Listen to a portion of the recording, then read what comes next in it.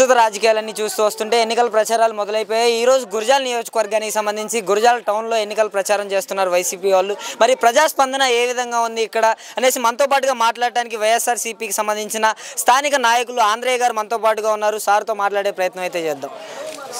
Sir ఏ విధంగా జరుగుతుంది, ప్రజాస్పందన ఏ విధంగా ఉంది? ప్రజాస్పందన అద్భుతంగా ఉందండి. పోయినసారి జగన్మోహన్ రెడ్డి గారు చేసినటువంటి సంక్షేమ పథకాలు ఎన్నో 99% నవరత్నాలు 99% అమలైనాయి.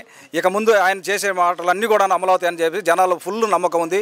ఈ రోజున 2024 మేనిఫెస్టో ఒక భగవద్గీతగా, ఒక బైబిల్ ఖురాన్గా మేము భావిస్తున్నాం.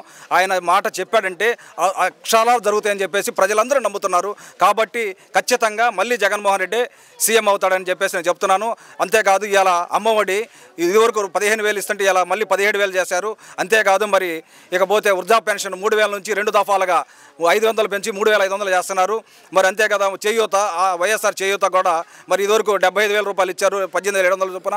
అది మళ్ళీ మిగతా 5 సంవత్సరాల్లో, రాబోయే 5 సంవత్సరాల్లో మళ్ళీ 75,000 దగ్గర 1,55,000 రూపాయలు చేయడానికి సిద్ధంగా ఉన్నాడు.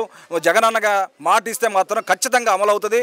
మా దళితులము, క్రిస్టియన్స్ జగనన్న చెప్పాడంటే ఖచ్చితంగా అమలు అవుతుందని నమ్ముతాము. ఆయన ఒక క్రిస్టియన్, మాట అంటే తప్పడని చెప్పేసి మేము ఇదంతా నమ్ముతున్నాం. కాబట్టి ఖచ్చితంగా అఖండ మెజారిటీ మా దళితులు మొత్తం ఆయన గెలిపించుకుంటామని చెప్పేసి సభాముఖంగా తెలియజేస్తాం. సార్, వైఎస్ షర్మిల గారు వైఎస్ఆర్సీపీ వాళ్ళకి ఓటమి భయం పట్టుకుందనేసి ఆమె ఈరోజు ప్రచారంలో భాగంగా మాట్లాడటం జరిగింది.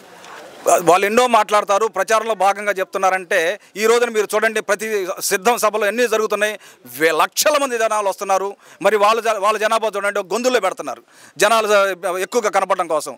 కాబట్టి జనం నమ్మేది జగన్నే, చేసేది జగనే, సీఎం అయ్యేది జగనే. సార్, టీడీపీ, జనసేన, బీజేపీ కూటమి గుంటూరు ఎంపీ క్యాండిడేట్ అయిన పెమ్మసాని చంద్రశేఖర్ గారు కూడా మాట్లాడుతున్నారు. జగన్మోహన్ రెడ్డి 4 సంవత్సరాల 10 నెలల కాలంలో నిరుద్యోగత పెంచాడే కానీ తగ్గించలేదనేసి ఆయన మాట్లాడటం జరిగింది. ఈరోజు నిరుద్యోగం అంటే చూడండి, జగన్ వచ్చిన తర్వాత అంతకుముందు 2019కు ముందు మరి వైఎస్ తెలుగుదేశం వాళ్ళు ఒకటి ప్రభుత్వ ఉద్యోగం కూడా ఇచ్చిన దాఖలాలు లేవు.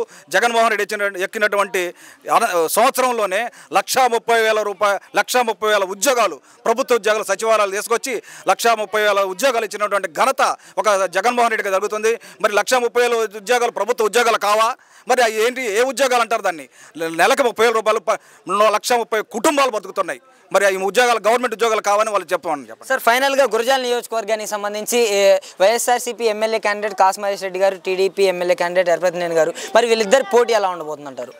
పోయినసారి ఎలక్షన్లో 28,000 పైచులకు మహేష్ రెడ్డి గారు గెలిచారు. ఈసారి కూడా 30,000 పైచులతో గెలుస్తారని చెప్పేసి అపార నమ్మకం మాకుంది. ఓకే.